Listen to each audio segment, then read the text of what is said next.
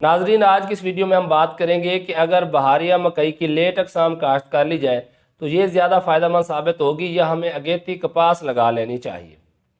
पहली बात तो ये है कि अगर आप बहार या मकई मार्च के पहले हफ्ते तक काश्त कर लेते हैं, मसलन जैसे DK 6321 है, DK 9108 है, सुरखाब है पाइनर की वैरायटी, तो इनसे आप हम एवरेज लगाते हैं, यानी ज़्यादा पैदावार नहीं रखते। हम 85 मन फी एकड़ अगर आप पैदावार हासिल कर लेते हैं और 2500 रुपये में सेल हो जाती है, तो ये मकई की जो इनकम बनती है कि एकड़ की, वो बनती है 2,12,500 रुपये।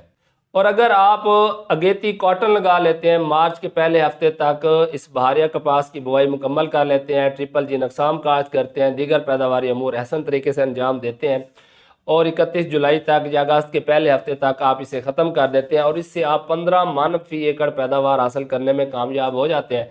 और इस वक्त अमूमन आपको 12,000 रुपये तो रेट मिल ही जाता है, तो ये बनता है 1,80,000 रुपये फ़ी एकड़।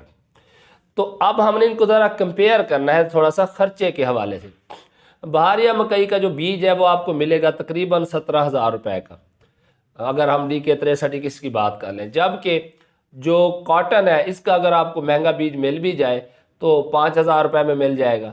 यानी कि बाज़ लोग जो है ना वो नई नई अक़साम और 5,000 रुपये किलो वाले बीज खरीदते हैं, मैं उनकी बात नहीं कर रहा। जो दस्तियाब होती है जैसे FA 333 है, FA 334 है, CKC 3 है, CKC 1 है, इस तरह की जो अक़साम है जो आपको 200 रुपये, 400 रुपये, 500 रुपये, 1,000 रुपये किलो में बीज मिल जाएगा।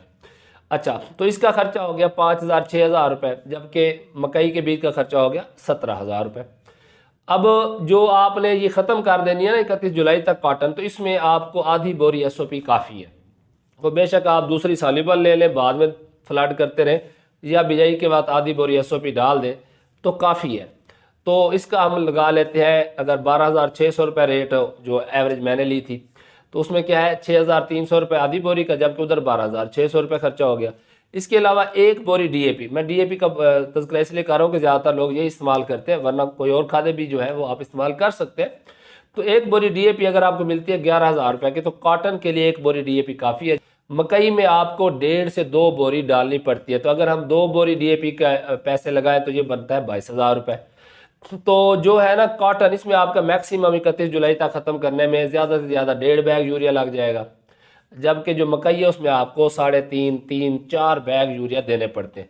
तो जो आजकल यूरिया जो है उसका जो कंट्रोल रेट ही समझ लें 3,000 रुपये भी लगाए तो तकरीबन जो है वो कपास के अंदर आपका 4,500 रुपये का यूरिया, जबकि मकई के अंदर आपका 12,000 रुपये का यूरिया इस्तेमाल होगा। अच्छा, अब इस हवाले से अगर हम देखें तो मकई का जो खर्चा है वो बनता है 64,000 रुपये, जबकि जो कॉटन का खर्चा है ये बनता है 30,000 रुपये। अब आप कहेंगे इतना खर्चा तो आता नहीं है मेरे भाई, खेले आपने मकई के लिए भी निकालनी है, कपास के लिए भी निकालनी, इसलिए मैंने स्किप कर दिया। ठेका आपने मकई काश्त करनी है तब भी भरना है, कॉटन काश्त करनी है तब भी भरना है। ज़मीन की तैयारी आपने मकई के लिए भी करनी है, कॉटन के लिए भी करनी है। चोपा आपने मकई का भी लगवाना है तो पैसे देंगे, कॉटन का लगवाना है तो भी पैसे देंगे। प्री इमरजेंस हर्बिसाइड आपको मकई पर भी करनी पड़ेगी, कॉटन पर भी करनी पड़ेगी।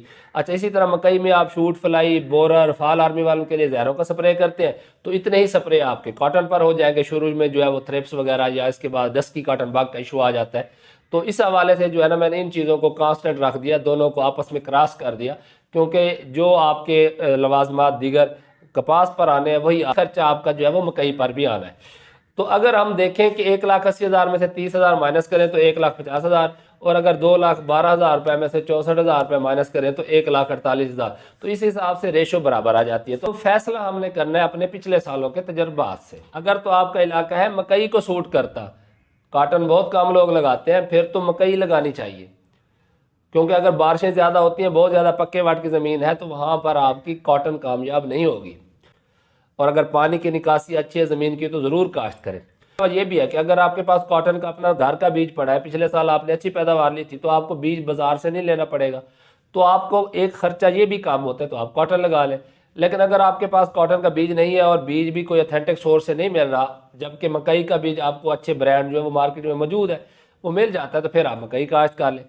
अच्छा, इसके अलावा एक और भी है कि अगर आपकी जेब के अंदर पैसे का कोई इशू नहीं है, यानी मनी इज़ नो प्रॉब्लम, तो फिर आप मकई काश्त कर लें। लेकिन अगर पैसे की थोड़ी बहुत किल्लत है, तो क्योंकि कॉटन का खर्चा थोड़ा सा किस्तों में होता है, यानी जो फर्स्ट इन्वेस्टमेंट है वो इतनी ज़्यादा नहीं होती, तो फिर आप कॉटन की तरफ आ जाए।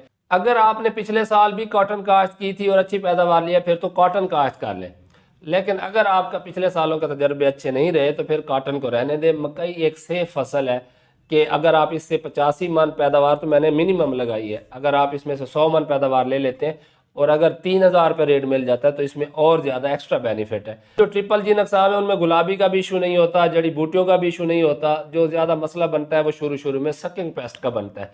तो अगर अच्छे ब्रांड्स आपने ख़रीद कर रख लिए खासकर थ्रिप्स के लिए, और डस्ट की कॉटन बाग जो है इसको अक्सर नुकसान पहुँचाती है शुरू शुरू के महीनों में, और उसके बाद जो है आप थोड़ा सा वाइट फ्लाई को कंट्रोल करेंगे, जैसेड वगैरह को, और अच्छी पैदावार ले सकते हैं।